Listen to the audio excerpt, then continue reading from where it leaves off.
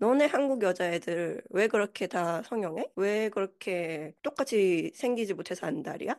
그걸 왜 우리한테 물어봐? 너네가 식민지 다 만들어 놓고 백인이 최고다 다 해놓고서는 이제 와서 우리한테 너네 왜 백인 다고 싶어요? 왜 나한테 물어보냐는 거지 나는. 니네가 자아성 잘해라. 니네가 제국주의 역사 돌아보고. 사람들은 되게 빠른 정답을 원하고 그래서 하고 싶은 얘기가 뭐야? 결론이 뭐야? 좋다는 거야? 나쁘다는 거야? 있다는 거야? 없다는 거야? 이런 걸 알고 싶은데 그러니까 신자유주의는 문제인데 그렇다고 신자유주의가 어디 이렇게 나를 기다리고 서 있는 것도 아니고 뭐가 눈에 보이는 뭐가 있는 게 아니라서.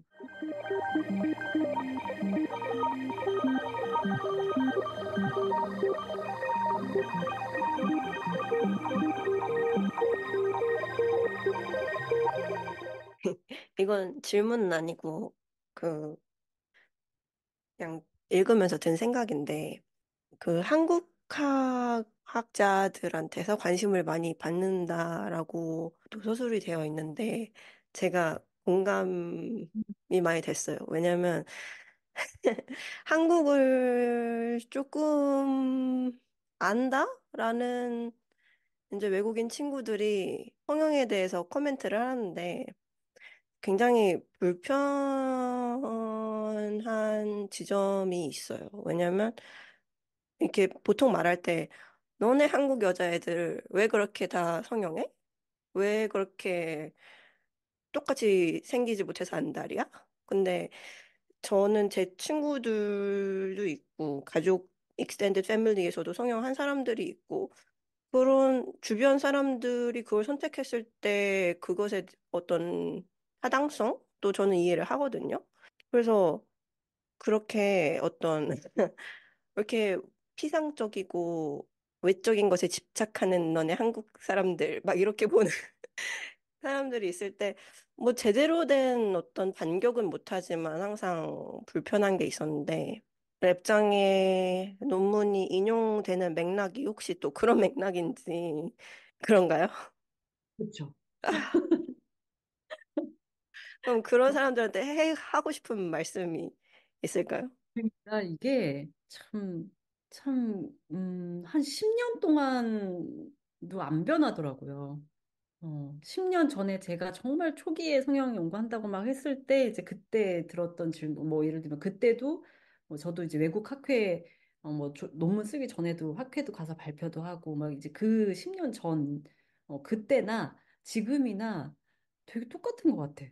그래서 약간 가끔, 와, 내가 그냥 논문 뭐 한두 편 쓴 거 가지고는 안 돼, 당연히, 당연히 안 되는구나. 이 사람들의 이 생각을 바꾸는 거는, 훨씬 더 뭔가 더 많은 노력과 시간이 필요하겠구나.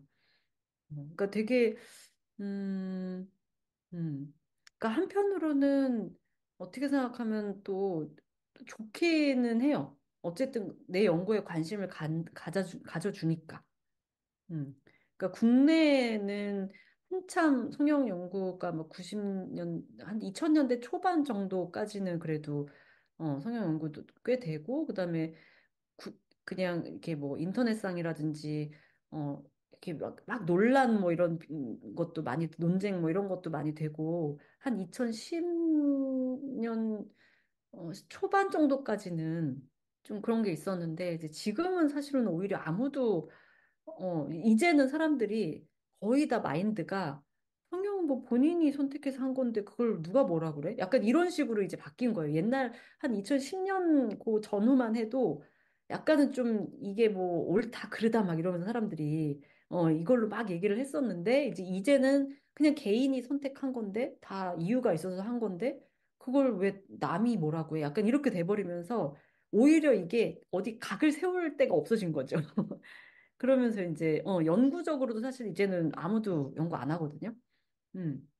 이미 이제 그리고 나올 얘기들은 뭐 사실 비판적인 얘기들은 다 나왔고 해서 그러던 차에 이제는 관심사가 약간 이제 그 약간 로컬러티 뭐 이런 거 전반적으로 좀 그래요. 그러니까 한국의 성형, 뭐 예를 들면 브라질의 성형 뭐 이런 식으로 이제는 이제 예전에 초반에는 어, 어, 어, 그러니까 그런 게 있었죠. 그 아시안들의 성형 이런 것도 그 이제 에이시안 아메리칸들에 대한 연구들이 좀 많았어서 그때는 훨씬 더 인종주의적 관점으로 보긴 했었어요. 백인을 닮으려고 한다. 요런 게 아주 90년대에는 그런 이제 논의가 굉장히 강했었는데 아예 아시안에 사는 그 아시안들을 보기 시작하면서부터는 그런 얘기들은 이제 좀 많이 없어졌고 이제는 약간 이제 그 지역성이 되게 중요해져서 한국의 그래서 초반에는 한국 여자들은 백인을 닮고 싶어 한다. 왜 그러냐. 약간 이런 얘기들이 반짝 또 2000년대에는 좀 있긴 했죠. 2000년 초반에는. 네, 아무튼 그, 어, 또 그런 것도 있어요. 외국 연구자들, 한국 성형수술에 관심 있는 사람들은, 아마, 제가 하여튼 지금까지 뭐, 예를 들면 미국이나 유럽이나 이런 막 그 저널리스트들하고 얘기하고 막 했던 거를 보면 그 사람들이 알고 있는 성형은 되게 인종주의적으로 볼 수밖에 없는 성형들에 되게 그러니까 지식이 일단 거기에 많이 가 있더라고요. 그래서 예를 들면 한국 전쟁 때, 그때 이제 한국에서 처음 미국의 뭐 그 군의관이 처음으로 한국인들에게 쌍꺼풀 수술을 해줬다, 코 수술을 해줬다, 약간 요런 거. 그러니까 누가 봐도 굉장히 이제 당연히 그때 성형을 했던 한국 사람들은 이제 미군들하고 잘 어울리기 위해서 뭐 통역하는 사람이라든지 뭐 이런 사람들, 약간 그러니까 미군들이 처음 그러니까 접하는 그 낯선 한국인 아시안들의 그 막 뭐 눈이 조금 자기들보다 더 좀 작고 뭐 뭔가 이런 그 낯선 외모에 대해서 약간 좀 그거를 좀 이렇게 두려워하거나 뭐 하여튼 이런 오해가 좀 있거나 하는 것들을 이제 없애기 위한 그런 목적으로 성형을 한다 뭐 이런 기록이 돼 있거든요. 그러니까 그런 거에 대한 어, 지식이나 관심이 되게 많아서 그게 지금까지도 계속 그 시각을 좀 가지고 있는 것 같아. 음, 근데 지금 한국의 성형은 당연히 그때랑은 되게 맥락이 다르거든요. 성형을 하는 어떤 뭐랄까 트렌드 같은 것도 굉장히 많이 바뀌었고 지금은 뭐 백인 그런 정말 백인을 닮고 싶다 이런 거는 진짜 90년대 한 중반 정도까지 정말 그 20세기 때 얘기거든요. 근데 그거를 아직도 그거를 뭐 이제 한국 성형하면 그걸 생각을 하고 되게 이제 질문을 저한테도 많이 해요. 음. 그러면 답변을 어떻게 지금처럼 말씀을 해주시는 건가요? 그거는 지금을 그쵸? 반영하지 않는다. 네, 언제적 얘기냐. 음, 어, 음, 21세기는 아무도 그러니까 의식적으로 내가 백인을 닮고 싶다라고 네. 하거나 아니면 성형외과에서도 뭐 미의 기준은 이거다 하면서 백인을 얼굴을 들이대거나 이런 데 아무 데도 없다. 어, 음. 그런 식으로 단순하게 인종주의가 작동하지 않는다라는 거를 이제 어, 주로 얘기를 하죠. 음. 사실 그리고 저는 이것에, 그 말에 공감을 하긴 했거든요. 백인의 외형을 더 아름답게 생각하는 거, 어느 정도는 유효하지 음, 않나라고 생각이 드는 게, 연예인들 중에서 아시아계 부모님이랑 백인이랑 사이에서 태어난 사람들의 외형, 이를테면 뭐 전소민이라든지, 세븐틴의 버논이라든지 그분들의 외형을 분명히 더 아름답게 보는 면은 있다고 생각이 들고, 그리고 뭔가 옷 파는 그런 쇼핑몰에 들어가면 한국 브랜드임에도 불구하고 백인 여성을 모델로 쓰는 걸 봐서는 또 여전히 저것을 미라고 생각을 한다라는 해석이 저는 공감이 갔고, 그리고 또 눈을 크게 하는 시술, 코를 높게 하는 시술도 뭔가 더 음, 백인의 얼굴에 가까워지는 수술이라고 생각이 들었는데, 저는 이걸 어떻게 이해를 했냐면, 저희가 영화를, 저는 헐리우드 영화를 어렸을 때 많이 봤던 것 같은데, 거기서 이제 나오는 배우들이 그렇게 생겼으니까, 아, 저게 아름다운 것이구나. 거기서는 뭐 흑인의 얼굴은 잘 등장하지 않았단 말이에요. 2000년대 제가 뭐 자라날 때 영화를 봤을 때는. 그래서, 아, 저렇게 코, 볼이 넓고 그런 것은 아름답지 않고, 저 백인 주인공들은 아름다운 것이고, 그렇게 학습이 됐기 때문에, 아, 저런 것과 비슷하게 하는 것을 추구하겠구나. 이게 저한테는 되게 뭔가, 딱 떨어지는 그런 설명이긴 했어요. 음, 음. 그러니까 제가 그 인종주의가 그렇게 작동하지 않는다고 하는 거는 인종주의가 이제는 다 없어졌다는 뜻은 아니에요. 그러니까 그러니까 뭐냐면 의식적으로 예를 들면 한국 여성들이 백인처럼 해주세요. 뭐 나는 백인을 닮고 싶어. 그러니까 이런 식으로 단순하게 작동하지 않는다라는 뜻인 거죠. 그러니까 음. 그런 식으로 단순하게 작동했던 거는 실제로 90년대까지는 그랬어요. 그러니까 한국 전쟁 때는 정말 당연히 말할 것도 없이 그때는 정말 어떻게 보면 백인들하고 이제 같이 이렇게 그 지내야 했기 때문에 그런 직업을 가진 사람들 이 이제 성형을 이제 처음에 하기 시작했고 그 다음에 80년대, 90년대는 끊임없이 그 아름다운 얼굴의 참조점이 실제로 백인으로 주어지거든요. 미디어에서도 백인 얼굴, 백인 여성 얼굴이 나오고, 그러니까 어떤 무슨 교과서에서 쓰는 뭐 이렇게 이상적인 얼굴 뭐 이렇게 해서 수치 나오는 것도 백인 얼굴로 나와요. 그러니까 그때는 정말 정말 누가 봐도 눈에 보이게 인종주의가 작동을 어, 한다. 근데 그 방식이 21세기 지금도 그대로 그렇게 작동할 거라고는 생각하지 말아라는 거죠. 어, 음. 이제는 아무도 머릿속에 난 백인이 되고 싶어라고 하면서 그런 식으로 성형을 하지는 않는다. 근데 그 진려라님이 말씀하신 것처럼 딱 정확해요. 그 아름다운 얼굴의 어떤 기준이 되는 그 요소들은 사실 다 백인 특성이지 유색인종 뭐 흑인이나 어떤 뭐 아시안이나 그 유색인종의 특성은 아니거든요. 그러니까 이제 근데 그게 지금은 어떻게 보면 되게 훨씬 더 교묘한 방식으로 인종주의가 실현이 되고 있는 거죠. 그래서 그 예를 들면 뭐 무슨 디지털 계측학 뭐 이래가지고 얼굴을 이제 얼굴 요 인종별로 다 계측을 해요. 계측을 해가지고 뭐 예를 들면 그 얼굴과 그러니까 지금은 어떻게 하냐면 그러니까 디지털 계측학에서 어떤 식으로 얼굴을 이제 분류를 하냐면 인종별로 미인과 평균 얼굴을 따로 따로 구해요. 그러니까 여기서 우리가 하나 이제 간과했던 게 그거죠. 백인을 닮고 싶다라고 했을 때 우리는 헐리우드 여배우를 닮고 싶다는 거지 지나가는 백인을 닮고 싶다는 게 아니거든요. 그거를 되게 지금은 명확하게 구분을 해요. 음. 그러니까 그렇게 돼버리면 아 너네 백인 닮고 싶어서 아시안들은 백인 닮고 싶어서 성형하는 거 아니야? 라고 하는 게 이제 그렇게 단순하지 않다는 거죠. 음. 어, 음. 평균적인 백인을 닮고 싶어 하는 게 아니라는 거지. 미인인 백인을 닮고 싶어 하는 거고, 음, 이제 그러니까 예를 들면 흑인도 미인이 있고 평균이 있고, 아시안도 그러니까 아프리칸도 미인이 있고 평균이 있고 아시안도 미인이 있고 평균이 있고 심지어는 뭐 차이니즈, 코리안, 저페니즈가 다 미인과 평균이 다 따로 있어요.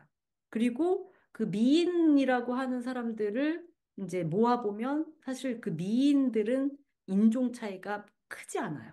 에? 진짜요? 응, 응. 상대적으로, 그러니까 평균에 비해서. 음. 응. 그러니까 인종의 평균적인 얼굴은 분명히 조금 훨씬 더 차이가 더 크게 나타나고 그러니까 디지털로 이게 계측을 했을 때 미인들은 인종들끼리 쭉 놓고 보면 어, 훨씬 평균에 비하면 차이가 적다. 그래서 지금은 약간 그리고 약간 최근에 이제 그 성형의 트렌드는 다른 인종이 되고 싶어 하진 않는 거예요. 내 인종에서 예쁜 사람이 되고 싶지 내가 백인이 되고 싶진 않다. 그러니까 이게 되게 이 20세기와 21세기를 가르는 되게 중요한 기준이거든요. 진짜 그 한국 전쟁 때에 수술을 했던 분들은 정말 백인처럼 되고 싶었던 거예요, 그 사람들은. 백인의 얼굴에 최대한, 그러니까 이 사람들 속에서 내가 튀지 않고 싶었기 때문에, 아시안 아메리칸들도 마찬가지고. 근데 이제 지금의 21세기의 성형은 이제 더 이상 그런 식으로 인종 간의 위계가 탁탁탁 있는 게 아니라 인종 안에 한 번 더 나눠지는 거죠, 위계가. 그러니까 이게 그래서 이제 지금은 되게 그렇게 단순하게 뭐 유색인종은 백인 담고 싶고 이렇게 말할 수 없다라는 거. 그러면서 이제 제가 또 얘기를 하는 거는 우리한테 물어보지 마라. 그러니까 결국 그런 거잖아요. 그러니까 제가 이제 얘기하는 것도 인종주의가 없어졌다는 건 아닌 거잖아요. 20세기와 21세기가 20세기는 되게 심플했는데 인종 간의 위계가 확실하게 있고 그 위계에 따라서 미도 위계가 딱 지어졌는데 21세기는 그렇지 않다. 그러니까 인정하는 거죠. 여전히 백인의 얼굴이 어, 아름다운 얼굴이고 아무리 제가 아까 얘기한 것처럼 인종 간의 미인에서는 인종 간 차이가 없다고 해도 사실 그게 아예 없는 건 아니지. 아까 질리아라님 얘기한 것처럼 아프리칸들의 어떤 얼굴 특징, 뭐 코어의 모습 이게 아무리 지금 뭐 인종 간의 위계가 없어졌다고 해도 그게 미의 기준은 아니거든요. 결코. 그러니까 그렇게 따지면 인종주의 있는 건데 그거를 저는 약간 이제 질문을 그걸 왜 우리가 답해야 돼? 약간 이런 거죠. 어. 왜냐하면 그렇게 백인의 얼굴이 지금 미의 기준이 된 게 우리 탓인가요? 제국주의는 자기들이 다 해놓고 그걸 왜 우리한테 물어봐? 너네가 식민지 다 만들어 놓고 백인이 최고다 다 해놓고서는 이제 와서 우리한테 너네 왜 백인 따고 싶어요? 왜 나한테 물어보냐는 거지 나는. 니네가 자아성 잘해라. 니네가 제국주의 역사 돌아보고, 너네가 어떻게 우리가 이들에게 백인의 이 우월함을 뭐 과학으로 막 입증하고 뭐 하고 했는지, 니네가 알아서 니네가 반성. 아, 좀 그만 좀 아, 물어. 맞는 얘기네요. 어. 몇십 년 동안 왜 계속 우리한테만 물어보고 있는 거야? 음, 아, 아, 그거 있어. 또 다른 저의 답변은 뭐가 있냐면, 어, 아까 그 얘기 했잖아요. 왜 다 똑같이 생기고 싶어 하냐. 똑같이 생기지 않았어. 라고. 그 이게 되게 웃긴 게, 원래 그렇잖아요. 그 서구 애들이 아시안들 구분 못 하잖아요. 너네가 중, 보기에 똑같은 거지. 이런. 아니, 중국, 일본, 한국도 구분 못 하는데, 한국인들 중에 차이를 어떻게 알겠냐고. 다 비슷해 보이겠지. 음, 저는 좀 그렇게 또 생각을 하거든요. 음. 음. 그래서 우리가 뭐 영국 사람, 뭐 무슨 뭐 미국 사람 갖다 놓고 뭐 알아내라고 하면 잘 구분 못하는 것처럼. 근데 또 그 유럽인들은 또 약간의 서로 차이도 알고, 그러니까 그게 자기네들이 그렇게 그 차이를 볼 줄 아는 거고, 우리 아시아들이 물론 성형을 해서 뭐 비슷한 점도 있겠지만, 저는 사실 그럼에도 불구하고 다 제 주변에도 성형한 사람들 많은데 다 다르게 생겼거든요. 이거를 똑같다고 보는 건 너네가 보는 눈이 아시안을 보는 눈이 없는 거지. 그것도 근데 친구한테 이렇게 얘기하지 말고, 우리가 보기에는 그 안의 차이들이 그럼에도 불구하고 보이는데, 이제 아시안들의 얼굴의 차이를 이렇게 잘 미세한 그런 것들을 잘 모르면, 그래 비슷해 보일 수도 있겠다. 음, 이미 비슷하게 보이는 것 같아. 성형 안 해도 음. 아시안들 작고 뭐 이렇게 막 약간 이런 걸로. 브라질 연구자랑도 같이 논문을 쓰신 적이 있잖아요. 혹시 비교를 해보고 그럴 기회가 있었나요? 그 브라질은 확실히 우리에 비해서 얼굴에는 별로 관심이 없어요. 몸에 관심이 있지, 몸에. 그래서 뭐 엉덩이 확대 수술 막 이런 거, 뭐 가슴 막 이런, 그러니까 몸매에 훨씬 더 신경을 많이 쓰고, 한국은 얼굴에 더 신경을 많이 쓰고, 그런 차이? 음. 이 비하인드는 어떻게 돼요? 어떻게 그 브라질 연구자랑 연결이 되신 거예요? 아, 그분이랑은, 그분이랑은 제가 코닥을, 코닥을 파리에서 했었는데, 거기에 약간 제 슈퍼바이저, 이신 분이, 어, 브라질 성형 연구한 사람 있다. 이래가지고, 소개해줬고, 그분하고 이제 학회에서 만나고, 하면서, 음, 그러면서 이제 서로 막 음, 성형 얘기 이렇게 하다가 이제 아이디어를 좀 발전시켜서, 음. 그래서 이제 학회 때 만난 거죠. 뭐 찾아가고 뭐 이러진 않았고.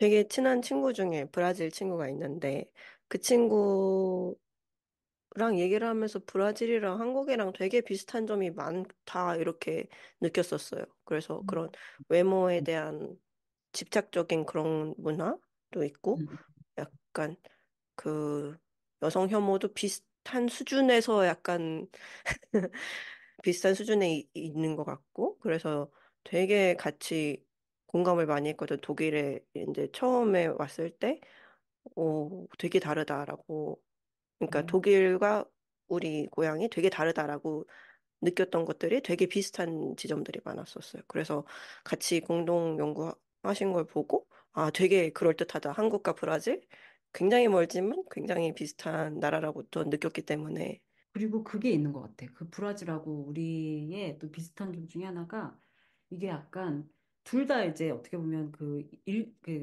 1세기에는 아닌 거잖아요. 그, 그러니까, 그래서 굉장히 좀 늦게 근대화를 막 하는 그 과정에서 브라질도 그렇고 우리도 그렇고 여성의 몸이 되게 그 내셔널 빌딩이라고 하나? 그거에 되게 이렇게 대상이었더라고요. 어, 음. 그러니까 예를 들면 우리도 한국도 그 예전에 막 한참 이제 막 80년대, 90년대 막 이런 이제 제가 기사 같은 거 보고 이렇게 자료 보면은 그때는 되게 여성들이 막 쌍꺼풀 코수술 막 이런 성형한 거를 성형한 뭐 여배우들이나 이런 배우들한테 되게 서구적인 스타일 이렇게 얘기를 하거든요. 서구적인 뭐 외모. 그러니까 성형이 굉장히 성형을 해서 이렇게 좀 뭐 눈, 쌍꺼풀 생기고 코 높아지고 이게 뭐랄까 서구화된 어떤 한국을 보여주는 거죠. 그래서 그게 되게 결코 되게 좋게 해석이 됐어요. 음, 음, 그러니까 약간 이런 것처럼 그리고 되게 그때 당시에 막 80년대 이때 기사를 보면 미국에 뭐 누가 뭐 성형을 하고 막 이게 되게 그런 미국이나 그때도 중국이 우리보다 잘 살았거든요. 그러니까 경제적으로 되게 풍요로운 국가, 사회에서 성형 붐이 일어나는 거를 되게 우리도 저걸 따라가야 되는 것처럼 그런 보도들이 막 나오거든요. 그러니까 기본적으로 되게 성형수술을 통해서 제가 아까 얘기했잖아요. 그때는 정말 참조점이 정말 백인 여성이었어요. 그때는 대놓고. 그러니까 서구적인 그 백인의 어떤 모습으로 바뀐 여성의 얼굴이 서구화된 우리나라인 거야. 그 자체가. 음, 근데 브라질도 그 연구자가 그렇게 얘기를 하더라고요. 브라질은 특히 거기 뭐 무레노였나? 뭔가 이렇게 혼혈 브라운 뭐 이런 뜻인데 그게 그 혼혈의 이 브라질이란 국가의 약간 정체성이 그런 거래요.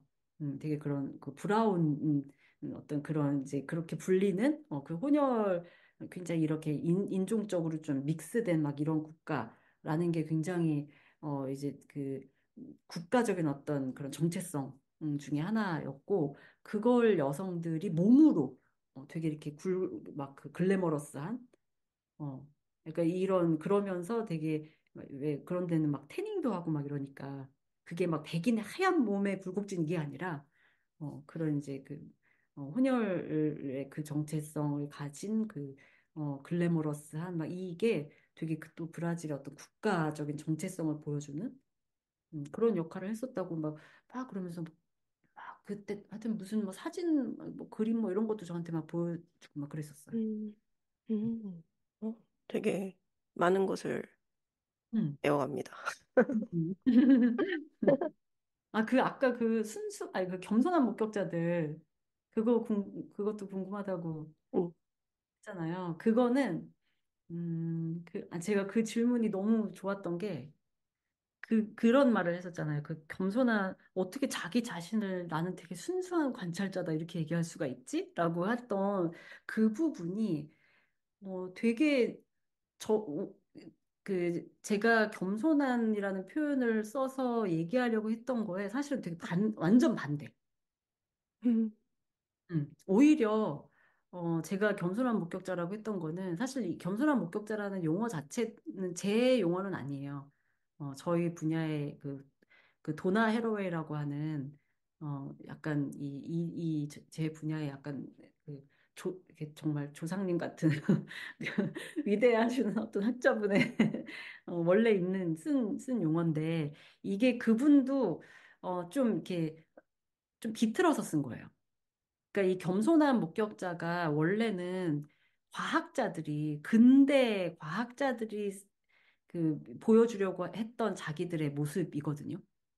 과학이라는 게 그런 거잖아요. 나의 어떤 뭐 정치적인 뭐 이런 거, 이해관계 뭐 이런 나의 주관적인 뭐 생각 이런 거 우리는 없고 정말 본 그대로 관찰한 그대로 객관적으로 우리는 그냥 그거를 이제 보고하는 거다. 그게 이제 겸손한 그러니까 과학자가 곧 나는 겸손한 목격자다. 내가 여기에 막 나의 사상 이런 거 넣지 않았고, 정말 있는 그대로 난 그냥 내가 본 걸 보여주는 거다. 라는, 그게 사실 얼마나 허구인지. 사실 그렇지 않잖아요. 무슨 과학자가 무슨, 뭐, 그럴 수가 없죠, 사람이. 그렇게 순수한 관찰이라는 걸 할 수가 없는데, 마치, 그게 가능한 것처럼, 해서 탄생한 게 객관적인 어떤 과학의, 약간 그 환상, 같은 거. 그래서, 그 헤러웨이라는 사람이 이거를 이제 오히려 반대로 내가 정말 막 무결한 어떤 막 이런 관찰자가 아니라 어, 어, 오히려 그 내가 어떤 과정에서 이런 결과를 얻었고 여기에 뭐 하다 못해 무슨 청소하시는 분까지 이 과학 지식의 탄생이 다 들어가 있고 막 이거를 오히려 드러내는 게 진짜 겸손하다라고 생각을 하는 거죠. 그래서 저도 마찬가지로 저랑 책을 썼던 분들도 그거에 동의를 해서 저희 이제 그 겸손한 목격자들 글에 보면 네 개 연구가 실려 있는데 제 것도 사실 그렇잖아요. 처음에 막 무슨 자서전 쓰듯이 막 제 얘기부터 시작을 하잖아요. 그거 자체가 내가 지금 뭐 성형외과에서 본 거가 무슨 뭐 내가 너무나 순수한 정말 나는 아무런 사심 없고 막 정말 내가 본 그대로 100% 객관적으로 나는 얘기하겠다라는 게 결코 아니다라는 거를 가능한 선에서 다 얘기를 한 거예요. 음, 그러니까 사실은 순수하다는 거랑 정말 반대. 이렇게 온갖 잡동사니가 다 들어가 있고 내가 이렇게 살아온 이 생각이 다 들어가 있고, 막 음. 이거를 최대한 오히려 보여주는 게, 그게 진짜 겸손한 거다. 그러니까 최대한 솔직한 목격자라는 의미에서 겸손한인데 겸손한이라는 수식어가 들어오게 된 맥락은 그것을 약간 과학자들로부터 가져온 일종의 레퍼런스가 있었기 때문에 겸손한이로 된 거네요. 근대의 과학자들이 나는 정말 순수해. 그래서 내가 지금 여기 보고하는 발표하는 이 지식은 정말 객관적이야.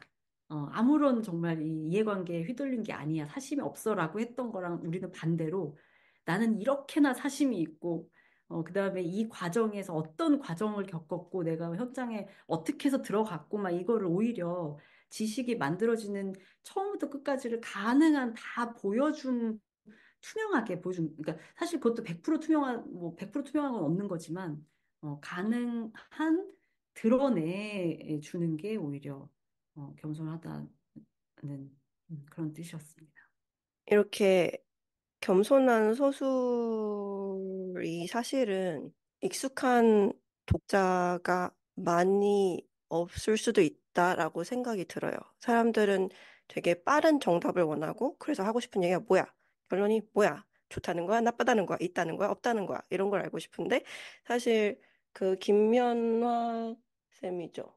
음, 음, 김연아 쌤의 챕터를 읽어봐도 그 프리모관 혹은 봉황관이 있다는 거야, 없다는 거야. 확실한 뭔가 시원한 결론이 나오지 않고 랩장의 챕터를 읽어도 시원하진 않고, 아, 역시 세상은 복잡하고 우리는 생각을 많이 해야 돼. 이런 결론이 난단 말이에요. 그래서 그런 전개가 익숙하지 않거나 편하지 않거나 한 음. 사람들한테 이 대부분일 수도 있는데 어떻게 하면 좋을까요? 너무 좋은 질문이다. 어떡하지? 어, 너무 좋은 질문. 음, 사실, 참, 그래서 사람들이 제 책을 안 읽나 봐요. 사람들이 보통 재밌어 하는 책은 그 시원한 그 맛이 있어야 되거든요. 음, 그래서 저도 그게 필요하다는 거는 이런 거를 사람들이 어, 원하겠구나. 듣고 나면 딱 답이 딱 나오는 그런 생각은 최근에 해봤어요. 음, 해봤는데 어떻게 하면 좋을까요? 이제 오늘 확실히 알았어. 이래서 사람들이 아, 이거 어떻게 해야 되나. 그거는 제가 고민을 더 해보겠습니다. 음. 어쩌면 독자의 문제일 수도 있죠. 아니, 근데 사실 그거는, 그러니까 되게 이렇게 명쾌하고 시원한 게 사실 딱 거기까지긴 하거든요. 그러니까 예를 들면 뭐 신자유주의의 문제로 모든 게 다 설명이 되는데, 그렇다고 해서 그 다음에 뭘 어떻게 하지라고 했을 때, 그렇게 들었던 지식이 이렇게 쓸모가 또 그렇게 크게 있진 않아요. 음, 음. 그러니까 신자유주의는 문제인데 그렇다고 신자유주의가 어디 이렇게 나를 기다리고 서 있는 것도 아니고 뭐가 눈에 보이는 뭐가 있는 게 아니라서 이제 저희 같은 사람이 주장하는 건 그런 거죠. 그런 거 다 너무 시원하고 명쾌한데 일단 하나는 그렇게 뭐 때문이다 이렇게 명쾌하게 딱 나오면 약간 그런 건 있어. 또 한편으로는 제가 방금 얘기한 것처럼 그 어디서부터 손을 대야 될지 그거까지는 얘기해주지 않는다. 왜냐하면 너무나 이렇게 딱 깔끔하게 뭔가 큰 거 하나로 설명이 되기 때문에. 음, 그래서 한편으로는 딱 듣고 나면 시원한데 또 되게 뭐랄까 되게 막 무력하게 느껴지는 게 또 있더라고요. 음, 이게 이미 다 판이 이렇게 짜여졌네. 여기서 내가 할 수 있는 게 없네. 약간 이런 느낌? 음, 음.